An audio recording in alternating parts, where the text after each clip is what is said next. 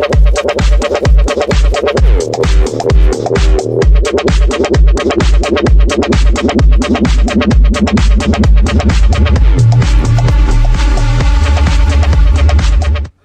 what's up you guys, it's Max here, and today I'm going to be starting a new series that I just made up called Double Down. It's where I take today I'm going to be doing two LMGs, the M27 IAR and the RPK-74M.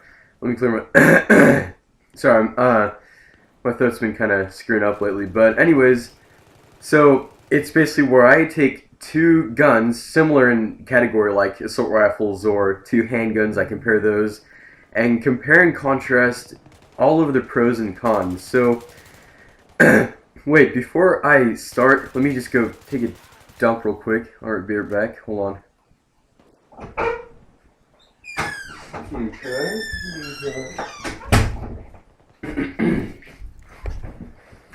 Alright, so basically it's today I'm going to be starting off with the M27 IAR just for the US's sake. So the M27 let's start off with the caliber first of all, because it's the one I know best. So it shoots the 5.56 45mm NATO round. So that's pretty decent. That's basic for almost all assault rifles. It fires at 750 rounds per minute. Mag capacity is 45 rounds. And the 45 round mag is kind of crap compared to the other LMGs, because obviously when you think a light machine gun, you think high amounts of suppression in a short amount of time. And yeah, and I guess you could say the M27 IAR is a beefed up M416 or an M416 on roids or something like that.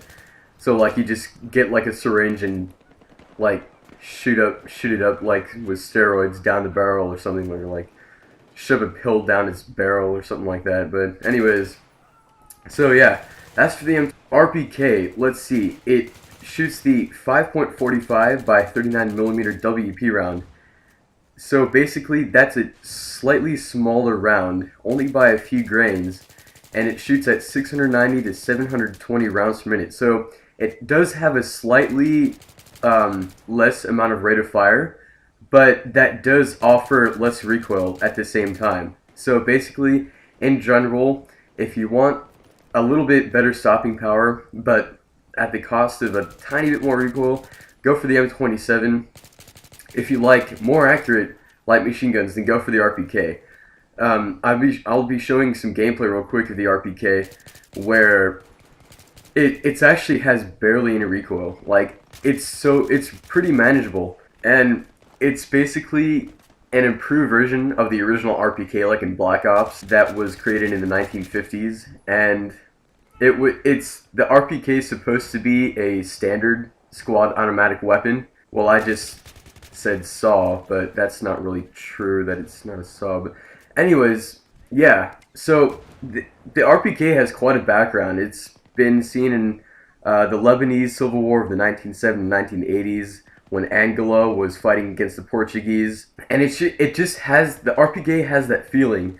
It has the AK style feeling that's really rustic and hardy. Like, it's like your gun's not going to jam up in Battlefield 3. It's not that realistic, but still, I think if you got sent out into the battlefield with this gun in real life, it would be pretty substantial. Like, it would be pretty efficient.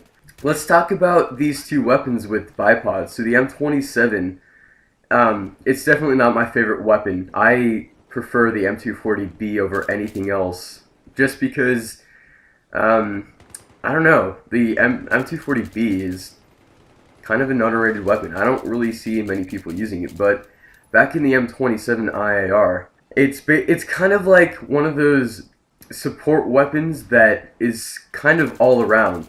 Like you can't really rush into a building, and you can't really fire at long ranges unless you put a bipod on it. So the bipod is definitely a good attachment if for defensive purposes only. So don't, like, basically you're not gonna rush in a freaking building with a bipod trying to like set it up anywhere. But I mean, that's kind of retarded. So Good attachments for this weapon, the M27. Holographic, it's pretty good at medium range. If you put the bipod on the M27, it does shoot pretty far actually. So you could put on like ACOG, but anything higher, anything that's a higher grade than ACOG would not suit the M27 as well. So I think PKA would be pretty good.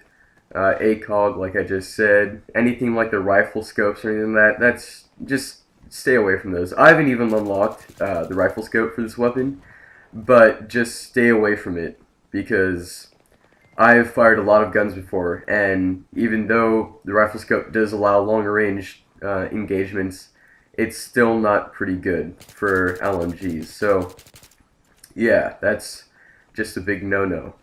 Now let's talk about the RPK. So the RPK, it has manageable recoil. Well, basically for any LMG, you can get good enough with the weapon to where you can learn and adapt to the recoil, and that goes for basically every gun.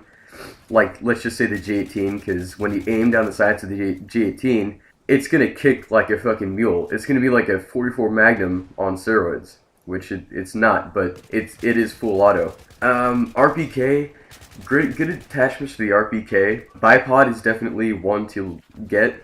Obviously, it probably already comes with the bipod. I'm not really sure. I've had Battlefield 3 for a while, obviously, so I'm not really sure what attachments you start off with. But anyway, the Cobra sight is actually a really good attachment. The Cobra sight suppressor is a really good one because it lessens the recoil even more. And I play on hardcore a lot, and when you need that extra fire support for your squad mates, and you're playing on like OP Metro, like I am right now, then it comes in a lot of handy. So you can flank around the sides, and you can really grape your enemy in the ass with this weapon. Obviously, for any gun, fire in short bursts. Please, please, please fire in short bursts, because if you just spray and you have a heavy barrel on, it's still not going to be that accurate because the bullet spread becomes almost like a shotgun at those last few rounds. You just don't bother spraying when you're down to 10 rounds left. It's just not good. So I usually like to hold down the trigger for at least maximum 5 seconds at a time. Even 5 seconds is too long, but you know, other than that, it's alright. So basically, the M27 IAR, or Infantry Automatic Rifle, and the RPK-74M do have pretty good backgrounds. They are reliable weapons. I have gotten through some pretty tough shit. They're both a mix of an assault rifle and a full-on LMG. If you don't like those big bulky LMGs that take up like half your screen like the Pig or the M60 E4, then go ahead and try out these weapons. They're actually pretty good for being the default for the support kit classes. So that's about it for the first episode of Double Downs, you guys. I hope you enjoyed the gameplay commentary series thing. Comment if you want more. I don't really care if you don't like it. I'm still going to do it anyway because I'm a dick like that. Hopefully I'll get one episode every weekend because I'm not allowed to play during the week. So yeah, rate, comment, subscribe, and most importantly, happy killing.